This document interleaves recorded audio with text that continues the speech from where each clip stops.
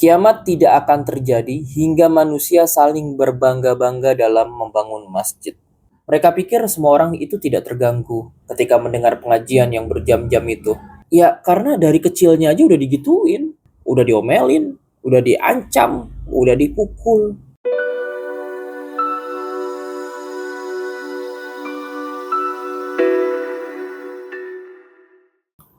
Assalamualaikum warahmatullahi wabarakatuh, sifters.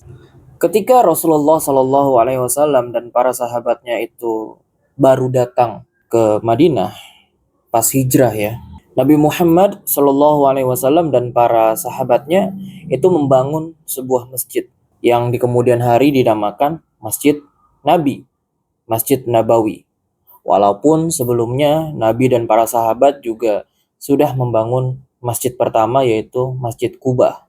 Nabi Shallallahu Alaihi Wasallam membangun sebuah masjid itu untuk ibadah ritual seperti sholat dan lain-lain, dan juga ibadah non ritual seperti tempat berlindungnya orang-orang yang kekurangan, membicarakan tentang perang, pusat pemerintahan, pendidikan, dan lain sebagainya.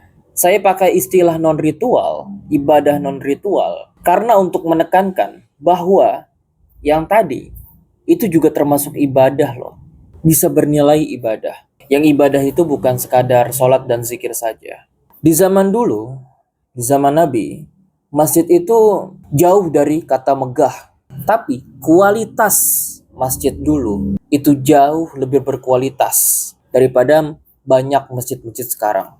Di zaman sekarang, sayangnya banyak DKM atau jamaah yang menilai masjid itu keren enggaknya, hebat enggaknya, makmur enggaknya, itu hanya dari fisik, dari bangunan fisik masjid. Padahal ingat, ada sabda Nabi yang menyinggung itu loh, yang artinya kurang lebih begini. Kiamat tidak akan terjadi hingga manusia saling berbangga-bangga dalam membangun masjid. Ini menunjukkan bahwa megah tidaknya sebuah masjid, hebat tidaknya dewan kemakmuran masjid, itu bukan dari bangunan fisik semata, tapi dari keberfungsiannya. Masjid itu benar-benar berfungsi maksimal untuk agama dan masyarakat atau tidak. Shifters, setidaknya ada 3 level masjid. Level pertama yaitu masjid yang hanya digunakan untuk sholat dan pengajian. Level kedua itu adalah masjid yang digunakan untuk sholat, zikir, pengajian, dan juga mengadakan acara hari besar Islam, serta kegiatan sosial, seperti memberikan takjil dan makanan untuk orang-orang yang kurang mampu. Nah, di level yang ketiga, level yang utama ini, masjid menjadi tempat ibadah ritual dan non-ritual, seperti di zaman Nabi. Jadi selain masjid itu dipergunakan untuk ibadah sholat, zikir, pengajian, masjid juga dimakmurkan bisa dengan cara mempelajari ilmu-ilmu duniawi juga, seperti politik, bisnis, filsafat, dan lain sebagainya. Yang aku lihat secara pribadi, masjid-masjid di Indonesia saat ini itu masih pada taraf level 1 dan level 2. Mungkin sangat jarang sekali yang bisa mencapai level 3. Dan kita harus memperbanyak yang level 3, teman-teman. Dan ada yang memberitahuku, teman-teman. Ada yang memberitahuku bahwa harga rumah yang ada di sekitar masjid itu turun. Mungkin gak semuanya ya, tapi ada yang seperti itu. Ketika aku tanya, kenapa bisa turun? Ternyata salah satu alasannya adalah karena DKM-nya belum mengerti cara memanfaatkan speaker dengan baik.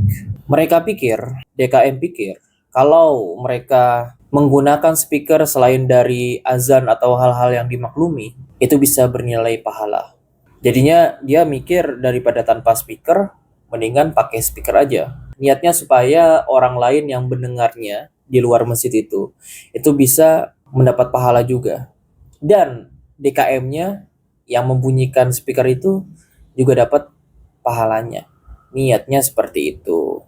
Inilah kesalahpahaman banyak muslim di Indonesia ya. Saya coba jelaskan dalam satu kalimat. Muslim di Indonesia itu banyak yang ngerti soal menambah pahala, tapi jarang yang tahu soal meminimalisir dosa. Mereka pikir semua orang itu tidak terganggu ketika mendengar pengajian yang berjam-jam itu. Itulah kesalahan berpikir banyak muslim di Indonesia. Maka dari itu, ini saran saya. masjid itu setidaknya punya dua speaker. Yang pertama, speaker dalam, yang kedua, speaker luar. Speaker yang di luar ini digunakan ketika azan atau ketika ada pengumuman. Sedangkan speaker dalam itu digunakan ketika ada pengajian atau kegiatan masjid lainnya. Oke, kita coba berpikir dari sudut pandang mereka.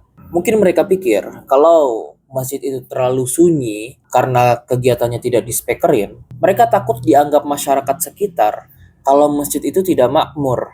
Padahal belum tentu. Yang ada, DKM yang tidak bisa mengatur speakernya itu yang malah membuat masyarakatnya tidak makmur, kurang damai. Bahkan bisa bikin orang-orang makin jauh dari masjid. Nauzubillah min dzalik.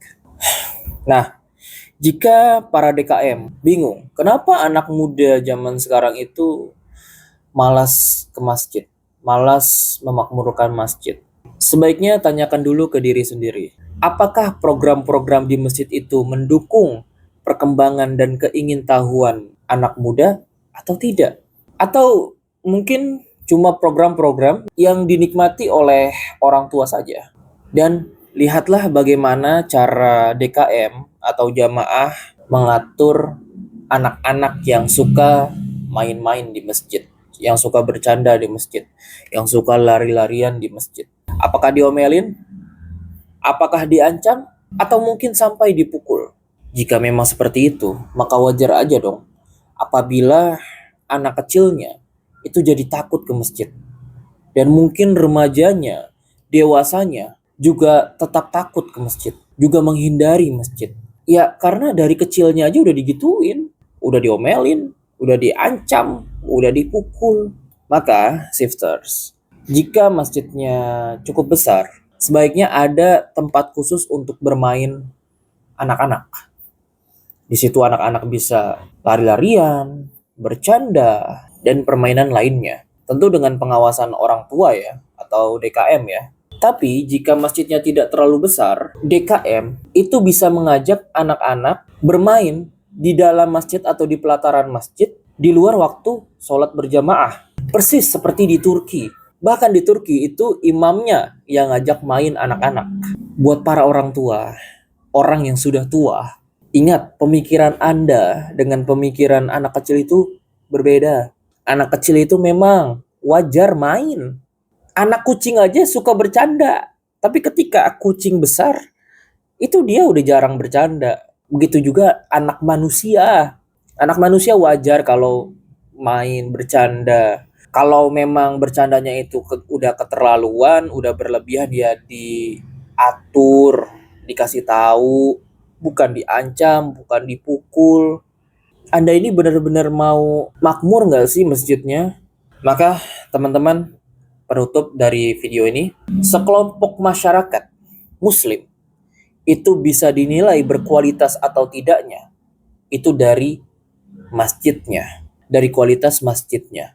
Lagi-lagi yang diukur berkualitas atau tidaknya itu bukan bangunan fisik masjidnya, bukan karena terbuat dari marmer, bukan karena kubahnya banyak, bukan karena sejadahnya empuk, bukan hanya itu, tapi dari programnya, dari kebermanfaatannya itu masjid, dan juga DKM-DKM-nya yang ramah. Itu aja mungkin yang bisa saya sampaikan pada kesempatan kali ini. Mari kita berdoa kepada Allah supaya masjid-masjid terutama di Indonesia ini makin makmur, bukan hanya bangunan fisiknya tapi juga program-programnya dan kebermanfaatannya.